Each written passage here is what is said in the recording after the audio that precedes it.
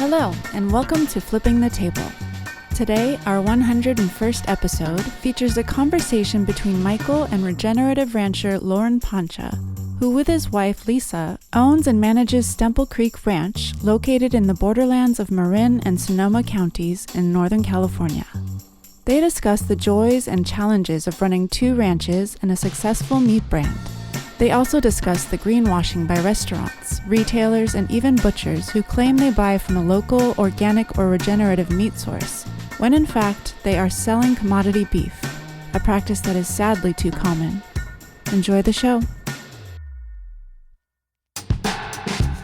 Ranching is a tough, complex business in which you face a vast array of uncertainties: weather, meat prices, animal health, and changes in regulation. Plus, to keep the ranch healthy, you need to be an excellent steward of the resources in a way that sustains or hopefully increases their productivity. Wholesaling meat is also a complex business because you need to sell lots of it to many customers, meaning lots of processor and buyer relationship management and shipping logistics. Retail sales is a tough business because it is hard to get your message out in today's marketplace if you don't own a widely recognized and easily located retail brick-and-mortar or online space. Then there is the vacation rental business, which requires property management skills and lots of maintenance. Today, my guest with his wife operates a business that contains all those components. Now that is complex and a big load to carry, and it brings the man many challenges and so far joy enough to keep it rolling along. Loren Poncia is from a family that has worked the same land in Marin County, California for nearly 150 years. Loren has taken a very interesting journey to get to the place that allows him to sell 2,000 cattle a year through his brand called Stemple Creek Ranch. In moderate traffic, his ranch is 35 minutes from my home. I will admit that I am a meat and fresh vegetables kind of guy, and that Stemple is my primary beef source. Although I do buy from others, including Humboldt grassfed and Crown H cattle to name two, I once purchased much of my beef from Belcampo before it imploded some years ago. And as some of you will know, my first podcast was with Belcampo's co-founder, Anya Fernald. I also buy all my lamb from local sources, and I'm always up to try meats from different farms or ranches when I come across them at farmers markets. I think when you hear Loren's story, which reveals his values and vision, you will see why I'm a committed buyer of his brand. My commitment to Stemple supports Loren's contributions to healing the planet and the local agriculture economy. I feel that along with others I know and respect, Loren is a great role model for young farmers and ranchers seeking a very busy and fulfilling life as a land steward and a producer of healthy, nutrient-dense food. Let's begin. Loren Poncia, hey, where are we, man? It's great to be with you here.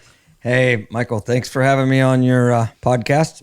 Today, we're sitting in the schoolhouse at what we call Stemple Creek Ranch, which is a ranch that we bought about 10 years ago right next to my family's ranch. It fits in perfect like a puzzle piece, but Lisa and I bought this place about 10 years ago and been fixing it up, and it's our headquarters here. It's right on the edges of Stemple Creek right here in Fallon, California, right outside of Tamaulipas, California.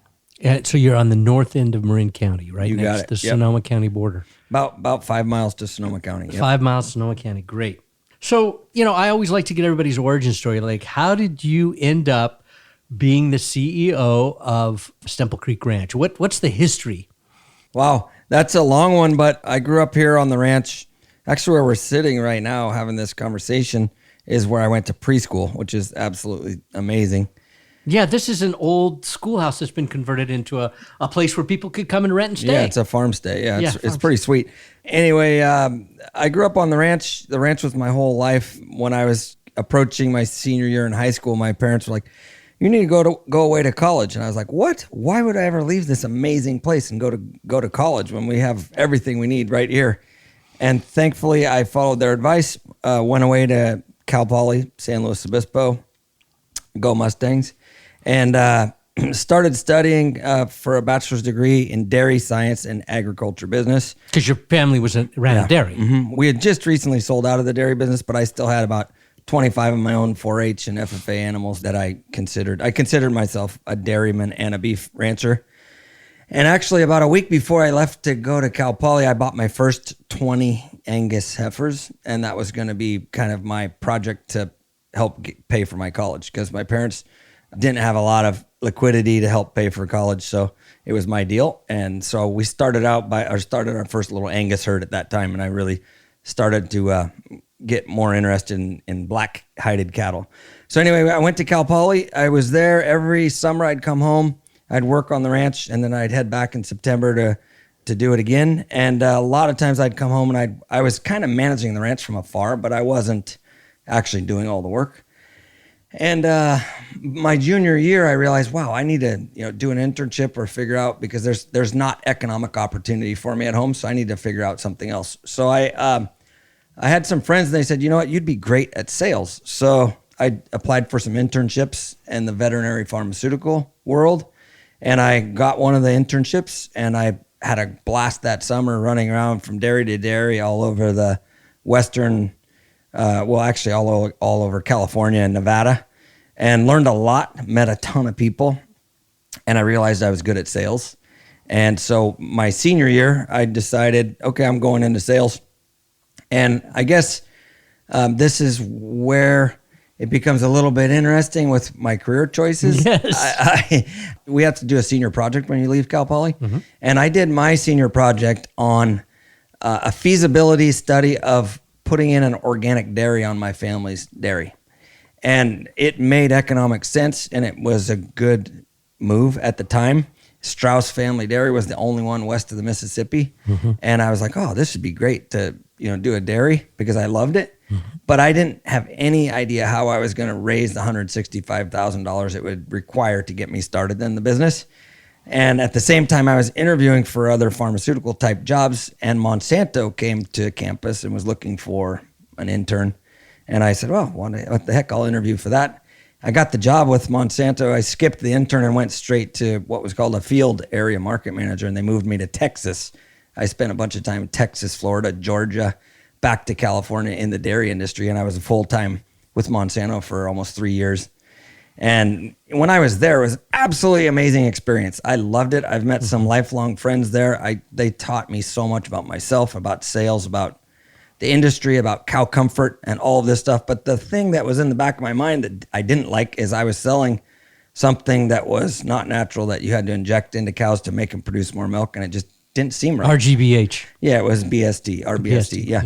So it just didn't seem right. And so I quickly realized that's not my future. I couldn't stop thinking about the ranch everywhere I went, everywhere I was traveling, every hotel room I was in. I couldn't stop thinking about the ranch and how I could make it a real business.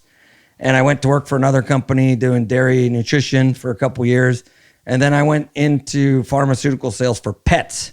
And I was selling some products for pets. But when I did that, it was going to be a short-term deal. I ended up staying there for 13 years.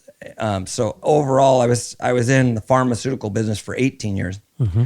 But when I was doing the pets business, I learned a lot about direct-to-consumer sales and consumer habits and all of that. And around 18 years ago, I was around 30 years old. I came home from working on the ranch one weekend. So when I was doing pharmaceuticals, I was also basically moonlighting at the ranch. Mm-hmm. But it wasn't really a for-profit enterprise. It was kind of like, I loved the ranch. I loved working on the ranch. I was trying to help my family stay in business and all that. And so I came home from the ranch one weekend to Sacramento and said, hey, Lisa, my wife, Lisa, I said, I would love to go back to the home ranch and try and make this a real business. And I'm perfectly fine if we try and fail, but we have to at least try. I don't ever want to wonder and ask what would have happened or what if. And so we scheduled a meeting with my mom and dad, and we met them in Napa. So they drove from Tamaulipas, we drove from Sacramento. We met in Napa, and it's kind of like a Hall of Fame meeting. Basically, we said, hey, we want to come home. We want to run the ranch, but quite frankly, we don't want to do it with you. We want to buy all your cattle and lease all your land, and you're going to make more money leasing us the land than you are right now. And thankfully for my parents, they said yes. And thankfully for me, obviously, and Lisa, they said yes. It might have been a relief. It was a little bit. I mean, there was some tension in the first 5 years with me and my dad, and just my management style and his management style. But my mom was happy and excited. Anyway, we moved over here to Novato, and I kept my day job, and she got a new job, and we started managing the ranch.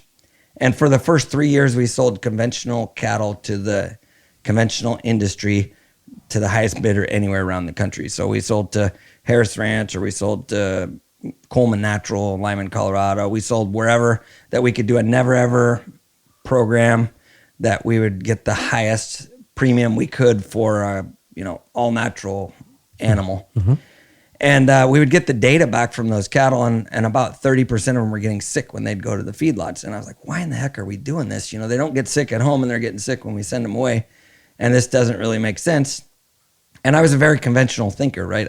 I'd come from Monsanto and conventional agriculture, and efficiency was really high on my list, not necessarily resiliency or anything like that, even though we were very resilient as a family and as an industry.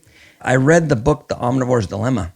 And while I was reading the book, The Omnivore's Dilemma, I just like a light bulb went off in my head, and I said, what in the heck are we doing? We live right here in the Bay Area, and we are selling our beef cattle to somebody thousands of miles away so that they can fatten it up and then send it back in a box. Why don't we just give consumers what they want and give them grass-fed, grass-finished, organic beef? Michael Pollan would be very happy to hear that story. You ever told him? I've never met Michael Pollan. I hope to someday, and I know when he eats meat, he buys our beef. So that's at least that's what I hear from my customers that sell to him. Yeah. I'm sure he eats other beef too, but anyway, it was a really cool story. So we drew a line in the sand. We both had day jobs, so we could afford to keep all of our cattle for 1 year and not have any income from the ranch. And it was a big deal. It was a big risk for us because we were kind of on the whim of like, okay, who's going to buy these things? And I'm always a big believer, if I'm passionate about something, or if anybody's passionate, if you build it, they will come. So we put up a 5-page website, and we came up with a brand name, which is Stemple Creek Ranch. It's a relatively young brand. It was established in 2009. Even though my family's been here for 120 something years, this is our own separate business and brand. And we started with that. We put up our website, and within a week, we were having orders from people that we'd never met before in LA or in Lodi or in other places that would buy a quarter beef, a half beef, a whole beef. And it just kind of blew my mind. I looked at Lisa one day, I was like, whoa, how is this? This is cool. The internet and, Twitter and all this stuff back then was like, people are learning about us for free. And this is cool. We're selling our product to people that want it, that don't get it where they're at.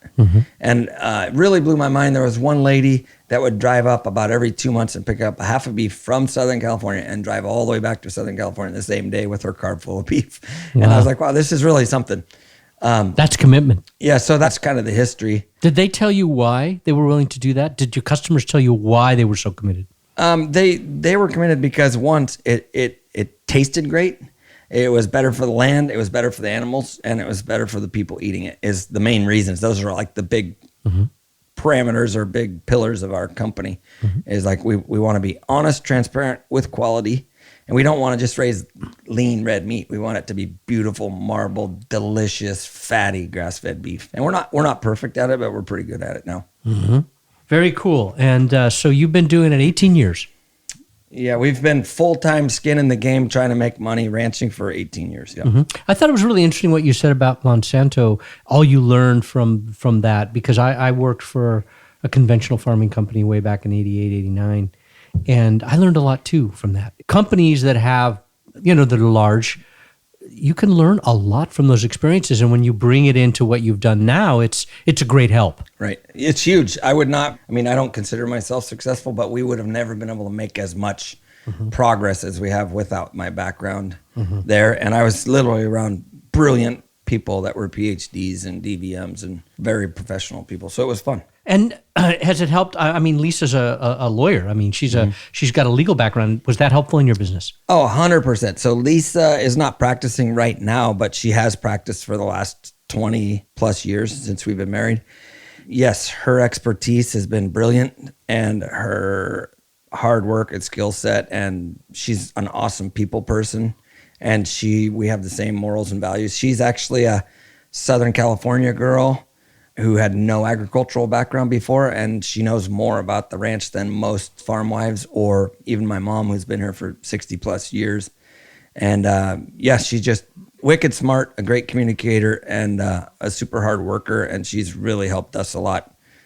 So this is for sure it's a team effort. Yeah, it's for sure not just me that's built this business. Mm-hmm. That's wonderful. So let's talk about the challenges. Like we've had conversations before. I mean, it is a tough business. So talk about, how would you break down for people to understand what the challenges that you face are?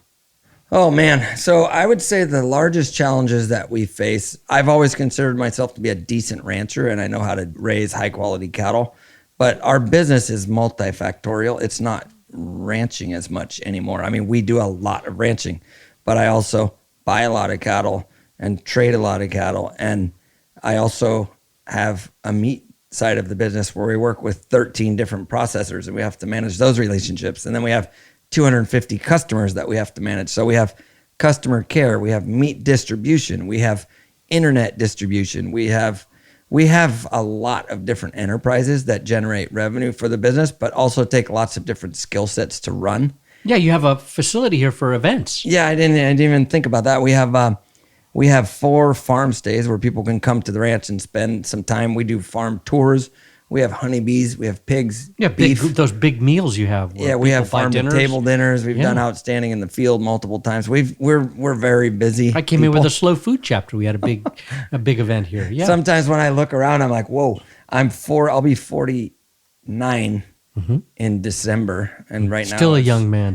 Right now I don't think it's September, and I'll be 49 in December. And I look around, and I've had my head down working my tail off for the last 20 years, and I look around, and I'm like, this is pretty cool. What we've built is really cool, but I didn't even realize how cool it was until the last year. And I'm like, wow, this is awesome. And we've done a lot of it in a short amount of time, really, but it's taken its toll. It's definitely hard work, and I'm tired a lot of times because it's just nonstop. So, how many people does it take for you? How big is your team?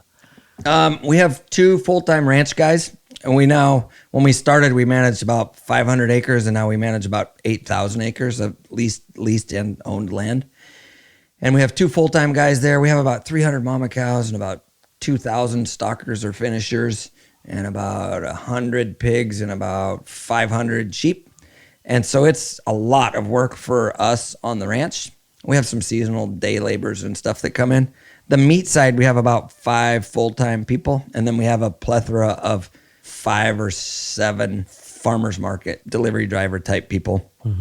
So I'd say our whole team on and off is about 15 people that work on and off in the business. And it's been really good. But like you were asking about the challenges, I mean, somebody has to manage those people. Yeah. And somebody has to tell them what to do every day. And, somebody has to make sure that everything gets done and be the leader of the ship. And it's definitely been a challenge to adapt and change and learn all of the different things that come down. And every single day we're solving problems. Every single day there's a new problem that we haven't seen yet that comes up. That's, How many hours a day do you think you work? I usually get up around 5 and, I usually go to bed around 10, 10:30, and I probably work most of that time. But we have a lot of fun too. We go on a lot of vacations, and we try and hang out with the kids as much as possible, but I'm definitely away from the house way more than I'd like to be. And this is another really, I think it's a pretty important part of our story is we don't live on the ranch. And there many ranchers, like most ranchers, live on the ranch. And I love the ranch so much, but I actually like not living on the ranch because I can shut off. I can shut off my phone. I have a half an hour drive to the ranch in the morning, and in the afternoon I have a half-hour drive home, and I get to look at everybody else's ranches on my way up and down the road, and I get to look at what we're doing right and what we're not doing right, or some new ideas, and you get a little time to decompress. But I don't feel guilty when there's a cow on the road at 1 a.m, or there's a truck that needs to be loaded at 3 a.m. if I was there living on the ranch and this was happening in my backyard, I'd feel guilty laying in bed while my employees were out doing that.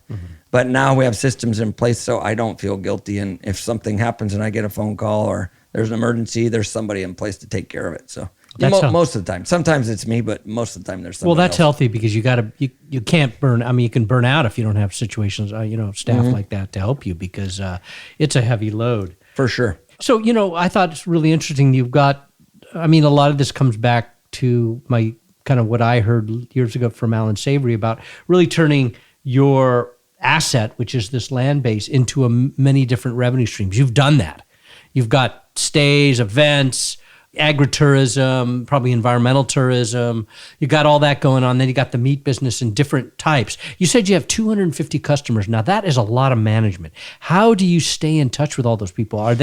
Is your meat so much in demand, they kind of take care of it themselves because they're in touch with you, or are you having to reach out? Well, we have 250 like restaurant or wholesale grocer type customers. And those, we have one person every Monday and Tuesday that, and a select email account that they reply to. Kind of a blast to everybody. Well, no, it's called sales@stemplecreek.com, and that's our wholesale account. So if people want something, they send an email to them. If I talk to people on the phone, I send an email to, and then there's somebody that inputs the orders, and then we have the team that puts it together and figures out how to get it delivered. We deliver to LA every week, and Bay Area, Santa Cruz, San Jose, Sacramento, all the Bay Area every week. So we're kind of where the people are, Sacramento, Bay Area, and LA. But we do ship all over the country as well to people's doors, even New York City or Florida. Yeah. What % of your business is really the online business? It's probably 20%. 20%. That's good. Little less than that. Would you want it to be more or less? In a perfect world, I'd love for the online direct-to-consumer business to be 95% because that's where it's higher margin and we control it. Right now, a big percentage of our business is brand recognized. Like if you walk into Berkeley Bowl or Oliver's Markets, you'll see Stemple Creek. Yeah, it's right on the meat case. It's right there, and it's displayed usually the center of the case. The guys are all wearing Stemple Creek hats and sweatshirts. Yeah, hopefully. And when I wear something that has Stemple Creek on it, they're like, "Hey, do you wear?" Yeah. So it works out good. We're getting a lot of brand exposure that way, which is great. But we don't control the customer. Someday if those customers go away and they put some other brand in there, the people that are going to the case are probably still going to buy whatever's in the case. And I like knowing that they're going to buy from us. And I actually believe now, this far into our business, that if those grocery stores went away from Stemple, that the customers would probably try and figure out a way where they could buy it because they're very loyal. We have some very, very loyal customer base, which has been awesome. And a big part of that is we've gone slow. So we've never been we've never taken outside money, and we've never tried to grow bigger than what we could really do and do well. So it's grow slow to go fast has been our deal. And we've gone from, 100 head, probably 10 head the first year, to 100 head the second year, to 300 head the third year, to 2,000 head this year. And we're kind of stalling around that, maybe even go back a little bit because we don't have an awesome supply of cattle to get to the next level. Like we just can't go to 4,000 head tomorrow. Even though the demand is probably there, we just can't do it. And is that because right now cattle prices are high and people are just selling them into the system, to the commodity system? Well, that's a huge reason why. There's not a big reason for ranchers to hold them back and try and add value to the cattle, so they can sell them at an auction and make a really good living, which is great for the industry. But it won't last, will it? No, it won't last, and it scares me a little bit that the price of meat will get too high and consumers won't. Yeah, they'll stop eating chicken or pork. Right. Yeah. Well, that's already happening. Yeah, it's happened. It's happened for years over and over, and it's repetitive. And so it's like everybody's excited about these high prices, and then we know the higher it goes, the lower it's going to go. And that's one of the reasons why we went direct to consumer and why we wanted our own brand, because we know what our margins are and we know what our prices are, and we know if we have to raise our price, we raise our price. And when you're selling whole loads of cattle on a video or whatever, you take it for the highest bidder, or you send it to an auction, you get whatever you get that day. I'm a businessman first, I'd say. I don't like not knowing, what the return on investment is going to be. So. So you said something interesting about the fact that how difficult it would be to go from 2 to 4,000. We talked just now about the cattle prices in the commodity markets, but do you believe there are a lot of ranchers that want to follow your path of regenerative organic? Are there ranchers out there that want to do that you know of? Is it easy to find them, or is it a challenge to find them? There is about 6 or 8 ranchers that I work with in and out every year routinely, and that's where the majority of my cattle come from. If I don't raise them here on my ranch, they come from either those ranches, we bring them to my ranch to finish, or I send cattle to their ranch and they finish them on their ranch. So I have about 6 or 8 guys and gals like that are really committed to it.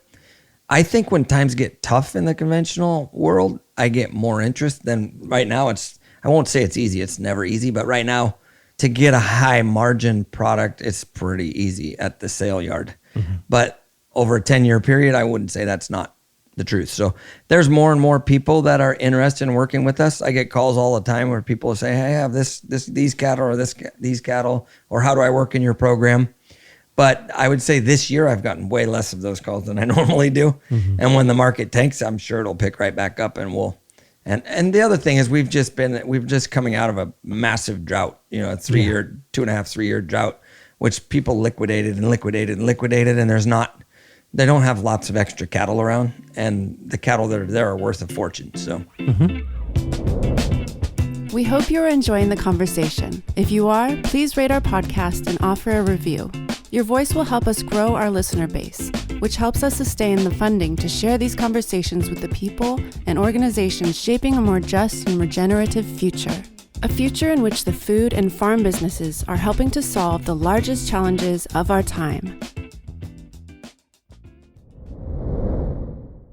So that reminds me of a previous conversation we had where you told the story about that incredible rain you got and how it convinced you that what you were doing in terms of your ranching practices. So why don't you talk a little bit about your ranching practices, describe for the people what they are, and then talk about that event and what you saw.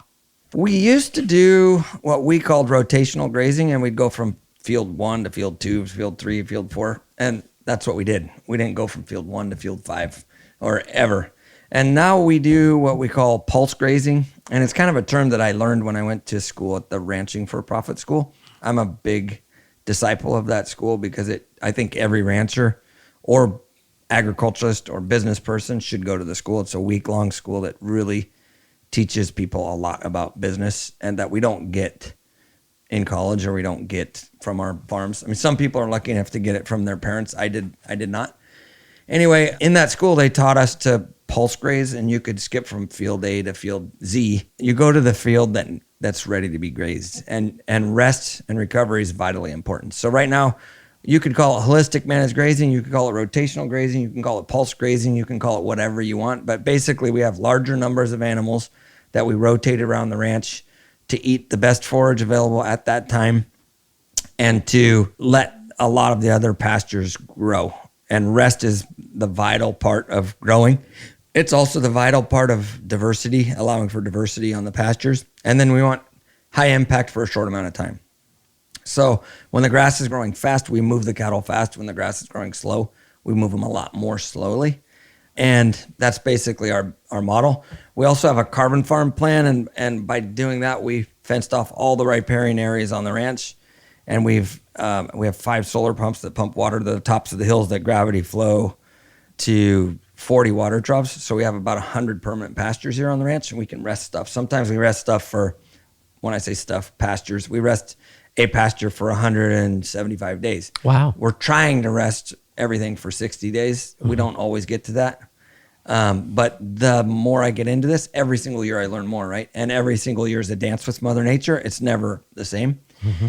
And that's the exciting part, isn't it? It is, but it's also frustrating sometimes when we don't get what we want. But yeah, it's a dance with Mother Nature. And a lot of times I look at my fence or my ranch as a holistic context is like, if there was no fences, where would this herd of wild animals, which now is cattle, but if there was no fences anywhere around this place, where would they be this time of year? Mm-hmm. And I ask myself that question. It really challenges me to be like, would they be on top of Snowy Mountain? Would they be in the Sacramento Valley, or would they be on the Pacific Ocean?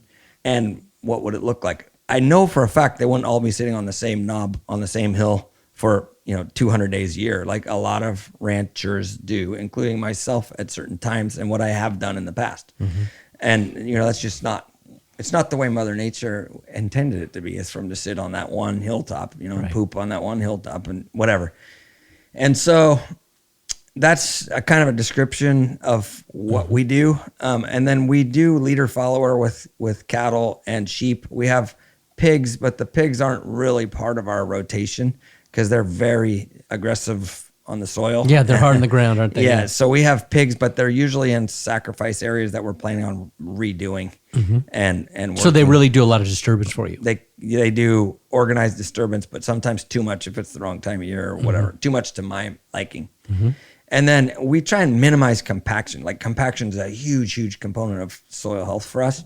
And it's most of our land is compacted at one point or the other. And so we're trying to get air in the soil and life in the soil. And the way to do that is through biodiversity, keeping cover on the soil surface, having multiple species grazing, and getting deep tap roots into the ground. So we love chicory and brassicas and plantains, the things that have deep tap roots. And we love worms. So we put worm juice out on some of these fields.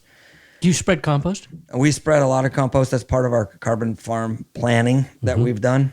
And we're kind of almost to saturation point on what we're doing with compost because we've been pretty aggressive about it. But we definitely do that. So that's a big component. I mean, when you think about the state of California, if you thought about all the compost that would be needed to compost every ranch, do you think there's enough compost in the state to do it? I don't think there is right now, but I think there could be with the amount of food waste and the amount of waste that goes into landfills and the amount of, there could be way more compost. And I think there will be way more compost. Is it expensive for you? It's expensive to the point where I would not do it at scale if I didn't have programs like the Healthy Soils Initiative or California's Healthy Soils Program. Yeah, right. Which provides a subsidy for you, right? Exactly. That helps us, it takes a lot of the risk out of it for farmers and ranchers. And I would highly recommend everybody to apply for that program. I guess this leads to a really good point about an event that we had a few years ago, 2 years ago, actually, but we never get more than an inch or two. If we're lucky, we want an inch or two of rain in October. A lot of times we don't get it. And 2 years ago, we had 13 inches of rain in 36 hours in October. I remember. And it was like, what in the hell is this?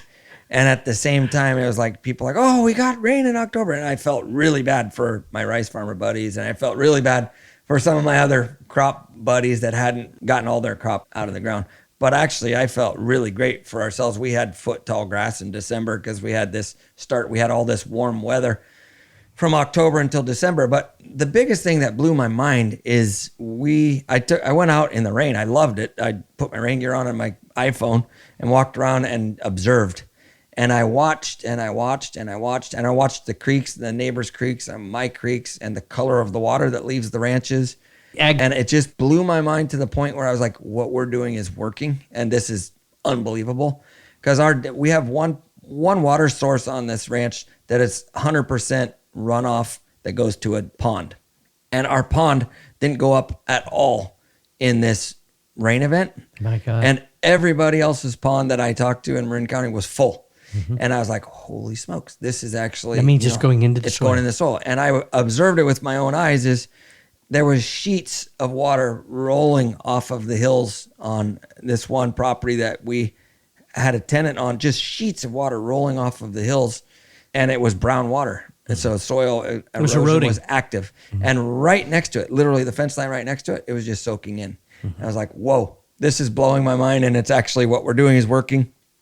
And I was a little bummed, honestly, because we're in this drought and my pond didn't fill up. We got 12 or 13 inches. But the good news is the ground got saturated. We grew tons of feed. And the next 3 inches of rain, they didn't run off like on the surface, but it all soaked through the soil. And then the pond filled up. Just quickly, slowly. Yeah, quickly, okay, okay. Well, I mean, after those 3 inches of rain, you got enough. We had saturation point and it filled up. And I mean, I've always heard this from ranchers and I've seen it with myself is it's not how much rain we get, it's when it comes. And so these drought years have really taught me about that. We've actually had decent forage years, even in the drought, but that's because when the first rain comes and the last rain comes, they're vitally important. Whereas the ones in between, we don't need 10 inches of rain in January or in December. There's no sunlight It's cold. Yeah, like this this year, growing anyway. It was crazy this year. It was so slow because it was so cool. Yeah, this year was the exact opposite of last year. We had an absolutely horrible winter and spring where we didn't grow any forage. And then we got a very small rain in May, and it blew up. It was one of the best Mays I've ever seen. Actually, probably the best May I've ever seen. So it's pretty wild, but it's part of the dance, like we were saying. Yeah, it's very cool what you're talking about. Yeah, this kind of gets me to the thing because I can see it in you, the joy of the business. You know, it's a hard business. It's a very hard business, and it's exhausting and complex. It's really complex, particularly with all the different revenue streams you have to manage and all the different people you have to manage. But what gives you the joy to keep going? Oh, man. So there's a lot of pride in what we've built, and I'm not a perfectionist when it comes to look in my sock drawer. Nothing's going to be matched and it'll be a mess. But when it comes to my ranch and it comes to the pride around making it look good and be what it is, and the cattle look good and be what there is, and the meat look good and be what it is, that gives me excitement and keeps me going, and it's a pride thing. The other thing is I feel really good. I feel really good about raising nutrient-dense food. And when I look at what's going on in our food system, it frankly just frightens me about what policies are made that are just absolutely horrible for humans and horrible for the environment, but somehow are driven through in the name of good. And I'm just like, holy smokes, man, we have to educate as many people as possible about this, and we have to do our best to raise high quality, nutrient dense food. And I have a lot of pride associated with that, and I want to keep doing it. And I want to replicate it. So like what we're doing is cool. We have a means to grow it. We need more farmers and ranchers to want to do what we're doing. I'm happy to help educate them on it, or some of them might know it already, but I'm happy to help educate them or help.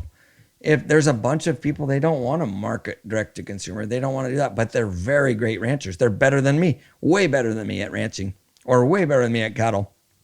And I want to hitch my wagon to those kind of people and say, listen, I'm going to buy your cattle at a premium every year forever, as long as I can do this. And you raise them for me and I'll sell them for you. And we'll both make more money and live a good life and feel good about what we do instead of not knowing what happens next. So I don't know if I answered your question. No, yeah, you did. That's a good answer. So you answered the next question I had, which is you want to see other ranchers go into this business. As you know, we're working with a lot of ranchers right now on this project having to do with university and then more supply chains for regenerative meat.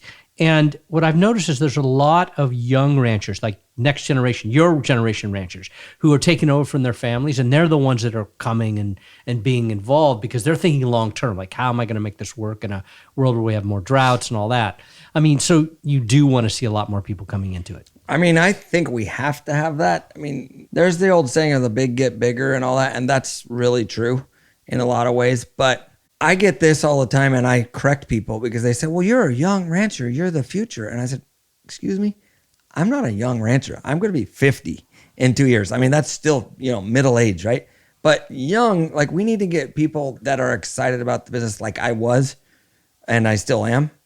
But we need to get them that like 20 years old to be all excited about this and to think outside the box and figure out how they can make a living and do this full time and bring people back to the farms and ranches and run it like a real business, not run it like, hey, I got to go feed the chickens this morning. I got to go, like you can never go on vacation or can never, leave the ranch because the new generation, it's very few that want that lifestyle.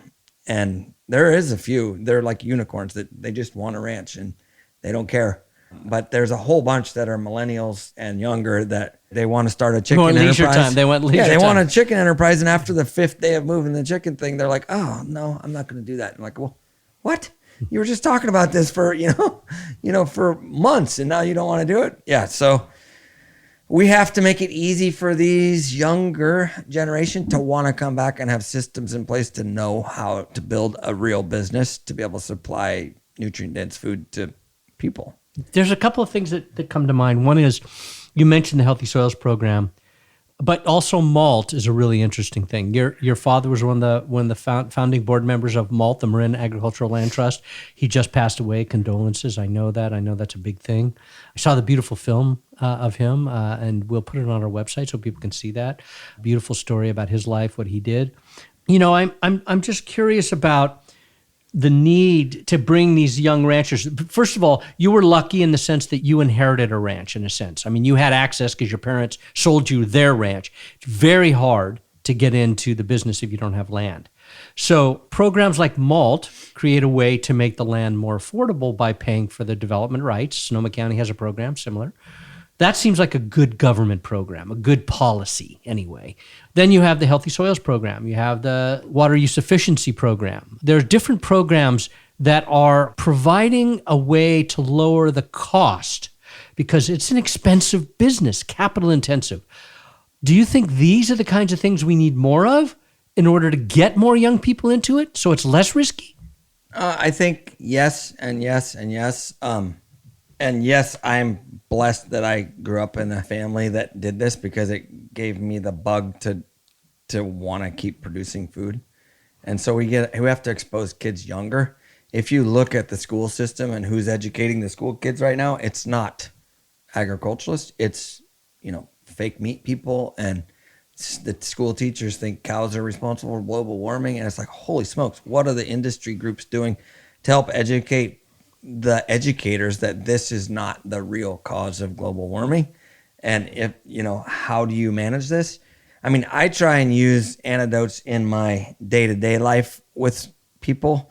And when I do presentations, which is a lot, but my message needs to explode and get to everybody under the sun. Is like, I use an example of what happened the first 3 weeks after COVID when the world shut down. What happened to the sky? Everybody says, oh, the skies over China cleared up. What happened to LA? The skies over LA cleared up. I said, well, wait, no, you're saying cows are the reason for global warming, but the skies cleared up when COVID happened, and we didn't go kill all the cows. We didn't just go kill all the cows. They're still out there burping and farting, and guess what? That's not the problem. The problem, don't confuse yourself with this. The problem is fossil fuels and consumerism and us driving. And 9 billion people. Yeah, and us driving everywhere. Everybody has a car and driving.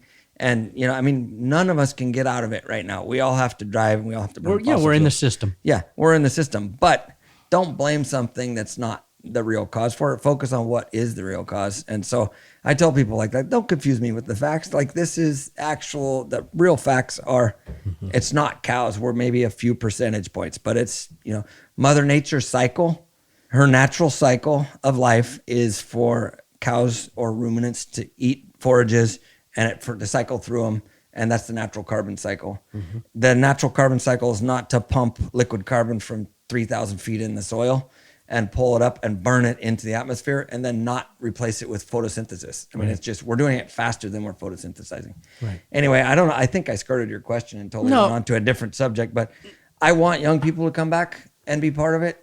I think there's tons of opportunity. Like, I would welcome some young people to come and do an enterprise here on my land, even the land that we've purchased or the land that we're going to purchase someday or whatever. And my door's not getting knocked down. Like, people aren't saying, hey, can I come do a chicken enterprise? Or can I come do, which I would love it. But at the same time, I'm a businessman and I don't want to teach somebody how to do an enterprise that I'm not passionate about. I want them to go learn it from somebody else and then bring it to me and say, how can we do this? And I'll even fund it in some cases, I'll fund it or give them the land for free because I want the byproduct of it. Either the eggs or we can chickens vertically, are good, right? We can vertically integrate our business dramatically, either under the brand or not under the brand. I have one other question I want to get into because you and I had a conversation about this recently. I've been talking to a lot of people about it. This whole challenge of particularly restaurants, but also retailers and butchers who are greenwashing, claiming that they're buying regenerative meat from a local source or an organic meat from a local source, but in fact are buying commodity beef or commodity meats. I mean, have you experienced this? Do you see it? Do you think it's a big problem? Do we need to take that on? I think that it's definitely a problem in certain areas. I can't say that we've had a ton of that. We've had that issue before, but has it been like... It's not epidemic for you. Not epidemic at all for me, but it definitely happens. And I just call people out on it. But where it really happens more is at the bigger retail level. And I could call this out pretty easily because there's a lot of confusion with consumers. And there's some brilliant marketers out there. So if you go to one of the largest companies in the world, Amazon owns Whole Foods. You go in there, you'll see pasture-raised beef.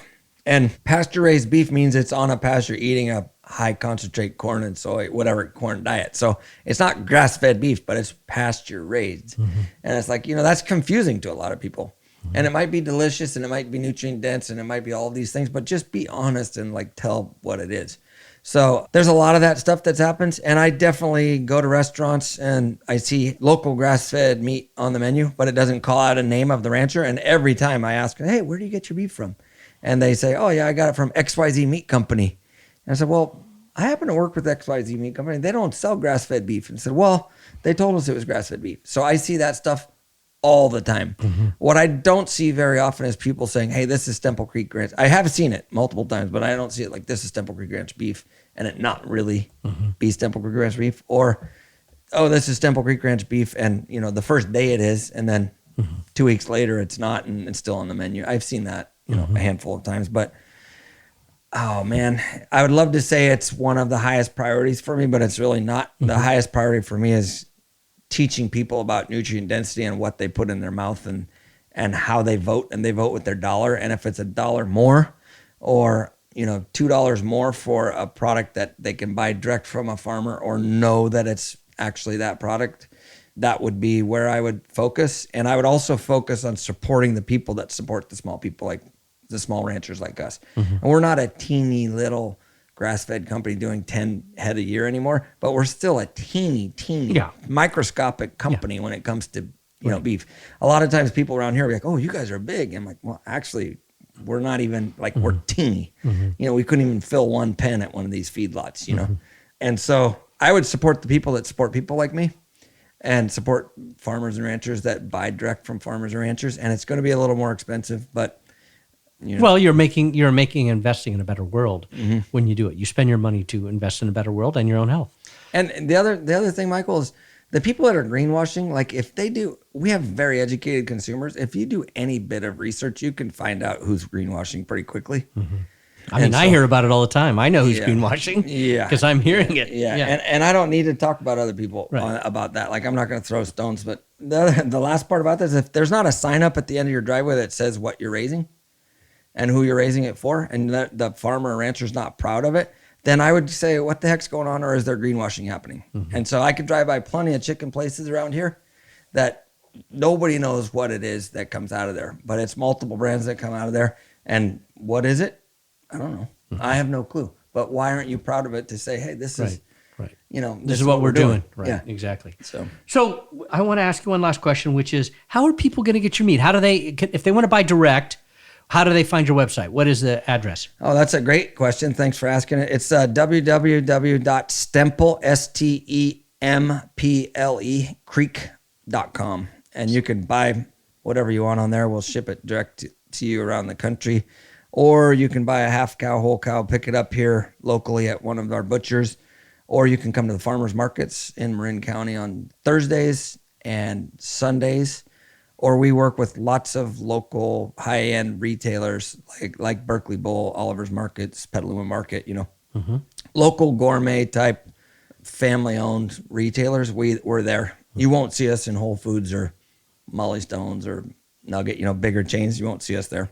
Hopefully someday if we build our supply chain, we can go to those places and keep honesty, quality, and integrity, and we'll do it. Great. Well, I can say that, I have ordered online before. It's great. Comes in a great package, done quickly, done well.